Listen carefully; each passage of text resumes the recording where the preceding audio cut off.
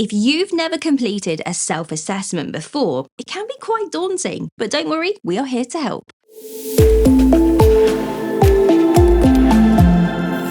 Whether you hire an accountant or do it yourself, here are 4 important things that need to go on your self-assessment. Number 1, any employment information. You could be employed by someone else outside of any self-employment you have, or be an employee of your own company, which limited company directors technically are. Either way, HMRC need to know about the wages you've received and the tax you've already paid through PAYE. If your accountant asks for this information, you can give it to them by providing a P60 or P45. Number 2, pensions. So, there are 2 sides to telling HMRC about your pensions. You need to let them know about the income you've received from a pension, as well as report any payments you've made into a pension scheme.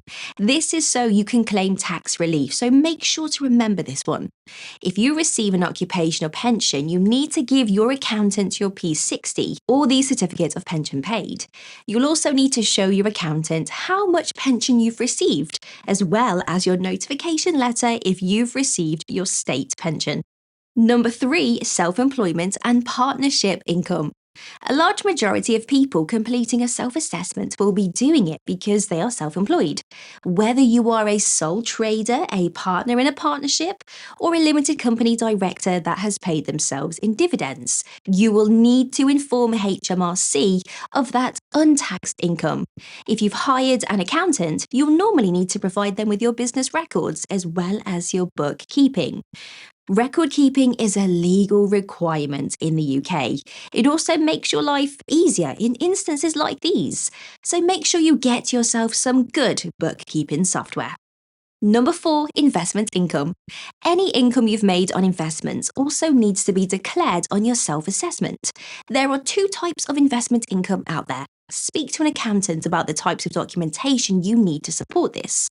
Basically, a huge part of filing a self-assessment is to declare any untaxed income you have.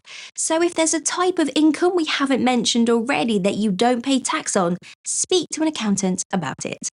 Thanks for watching. Make sure to subscribe, to like, and of course, leave us a comment if you have any questions.